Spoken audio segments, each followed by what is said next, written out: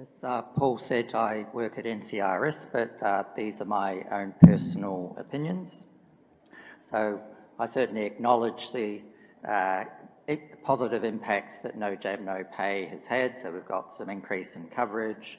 We've got this increased focus on immunisation and funding initiatives. So we got the whole of life register out of it, free catch-up vaccines and various other things. However, I do have ongoing concerns about some of the issues that have been raised by other speakers, equity, ethical issues, coercion, and I have particular concerns that with the move to fortnightly assessment by DSS, that could amplify some of these potential negative impacts. I also have some concerns about the removal of the vaccine objection exemption completely, rather than bringing in a strict exemption process. And I do wonder whether this will potentially come back to bite us down the track. I think that at minimum we should be advocating, as other speakers have called for a full evaluation of no jab, no pay, potentially through a conference resolution tomorrow.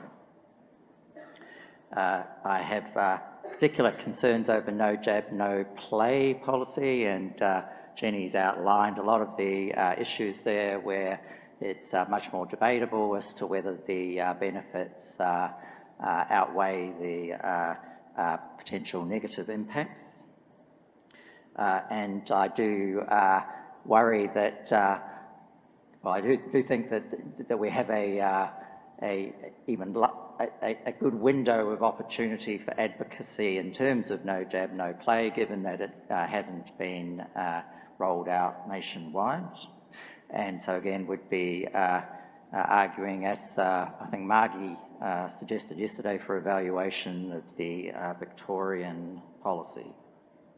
And I do worry about whether this is all a bit of a slippery slope, that we're going to end up with the Californian situation of mandatory school entry vaccination and vaccine refusers having no option except to homeschool.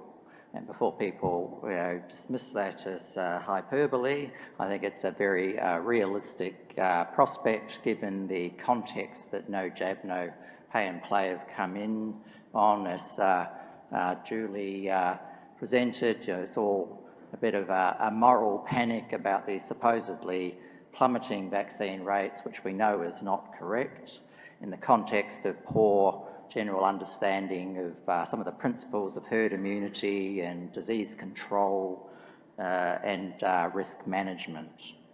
And too much focus on this 95% coverage target, which is somewhat arbitrary, and too much focus on children, not looking at some of the other under-immunised groups such as adults. Thank you, Frank.